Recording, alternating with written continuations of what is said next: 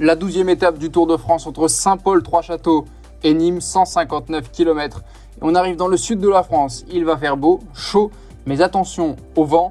Déjà, première information du jour, le départ est retardé de 10 minutes en raison d'un fort vent favorable qui va pousser les coureurs. Ça veut déjà dire qu'il y aura du mouvement en début de course. Toutes les équipes ont préparé de potentielles bordures. On va voir ce que ça va donner, ce que les sprinteurs vont pouvoir aller au bout. L'information également, c'est Peter Sagan qui est non partant. Il s'est tapé le genou contre la potence il y a quelques jours et n'a pas récupéré. Il quitte le Tour de France. Regardez dès le départ, il y a des groupes partout. Michael Morkov, le poisson pilote de Mark Cavendish, est dans le dernier groupe. Geraint Thomas, Richie Porte également distancé. À l'avant, par grappe de coureurs, ils sont finalement 13 en tête de la course, dont le champion du monde Julien Alaphilippe, qui n'a finalement pas fait assez d'efforts hier et qui en avait encore sous la soquette pour être à l'avant aujourd'hui. Le peloton se relève, la formation Emirates contrôle 12 voire 15 minutes. À l'avant, les coureurs se font la guerre dans les 50 derniers kilomètres. Harry Sweeney, l'Australien de Lotto Soudal, première année professionnelle, attaque un peu en facteur. Stefan Kung va le chercher. Nils Politt et Immanuel Erviti le rejoignent. 4 hommes en tête, 9 en contre. La victoire va sans doute se jouer entre les 4 de tête. 4 bons rouleurs. Et regardez, dans une difficulté à 15 km de l'arrivée, Stefan Kung n'arrive plus à suivre. Le champion d'Europe du contre-la-montre est distancé, lui qui est toujours à la recherche de sa première victoire d'étape sur le Tour de France après avoir été battu sur le chrono par Tadej Pogacar.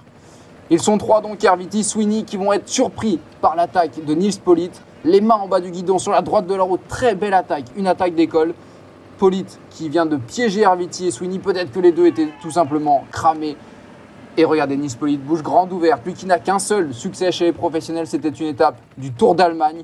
Eh bien, ça semble acquis pour le cours de la Borans-Greux. Le jour où Peter Sagan est non partant, eh bien, c'est l'un de ses équipiers, l'Allemand Nils Politt, qui va aller s'imposer.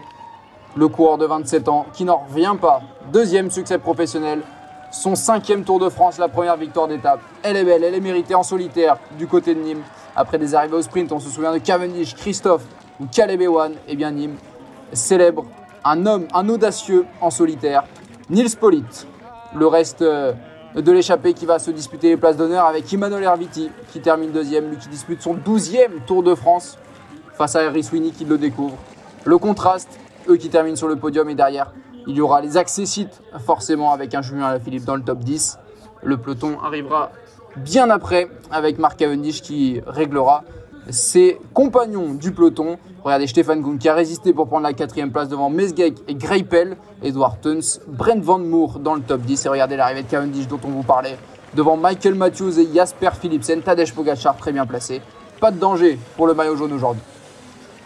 Au classement du maillot vert, Cavendish n'a donc pas été inquiété. On voit la belle accolade entre Pogacar en jaune, Cavendish en vert. Et au classement général, toujours 5 minutes et 18 secondes d'avance pour le Slovène sur Rigoberto Urán, 5,32 sur Vingegaard et 5,33 sur Richard Carapaz. Guillaume Martin 9e à 9 minutes 29 et le premier français au classement général. Nouvelle étape de transition, mais attention, transition avec de belles grosses guillemets, puisqu'entre Nîmes et Carcassonne, déjà ce sera très long, 220 km. On passera du côté du Pic Saint-Loup, au nord de Montpellier, puis direction Carcassonne où s'était imposé il y a 3 ans Magnus Cort au sein d'une échappée. Regardez, pas tant de difficultés, mais le vent pourrait jouer un rôle important, des bordures, mais également tout cet arrière-pays qui est difficile. Il faudra être vigilant. Le Tour de France n'en est qu'à sa 13e étape. Il y a encore du chemin à faire jusqu'à Paris.